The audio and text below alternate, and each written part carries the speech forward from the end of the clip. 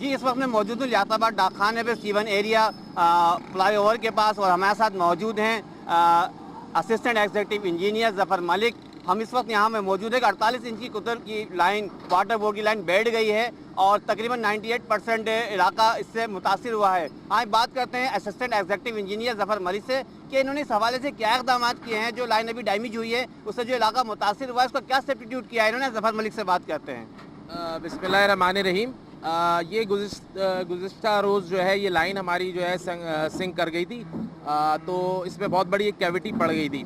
تو یہ سارا لیاقت آباد کا جتنا سسٹم سیوریج کا اس کے ساتھ کنیکٹ ہے سوائے شریف آباد کو چھوڑ کے. تو ہمارے لیے سب سے پہلے پرائرٹی یہ تھی کہ لوگوں کے جو سیوریج کا جو سسٹم ہے اس کو کسی متبادل سسٹم پہ ڈالا جائے تاکہ کوئی روڈ پر میجر اوور فلو نہ ہو، نہ علاقے میں میجر اوور فلو.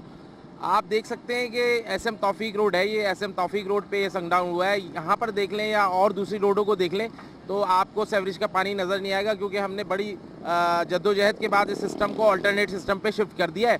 اس کا ایک فائدہ یہ بھی ہوگا کہ اس کا لوڈ کم ہونے سے یہ کام کرنا ہمیں آسان ہو جائے گا اور لوگوں کو بھی ریلیف ملا ہے اس سے. ظفر بھائی یہ بتائیے کہ اس کام کا کیا ڈیوریشن ہے، کتنے دنوں میں پائے تکمیل تک پہنچ جائے گا؟ یہ 48 انچ قطر کی لائن ہے اور یہ اپنی ڈیزائن لائف پوری کر چکی ہے. اس کے سیکشن آگے بھی ہم نے بارشوں میں چینج کرائے. اس کے اندر تقریباً 48 گھنٹے کا اسٹیمیٹڈ میں ٹائم دے سکتا ہوں، لیکن انشاءاللہ ہماری یہ کوشش ہوگی کہ اس کو مقررہ وقت سے پہلے جو ہے ہم اس کو کمپلیٹ کر لیں. جی ہمارے ساتھ موجود تھے assistant executive engineer Karachi water and sewerage board Zafar Malik صاحب. ان کا یہی کہنا تھا کہ 48 انچ قطر کی لائن یہ ہے کہ ہم اس کو 48 گھنٹے میں پائے تکمیل تک پہنچا دیں گے، اور اس کا الٹرنیٹ اس وجہ سے کیا گیا کہ یہاں پہ کوئی اوور فلو نظر نہیں آ رہا اور پبلک اور ٹریفک کی روانی بحال ہے.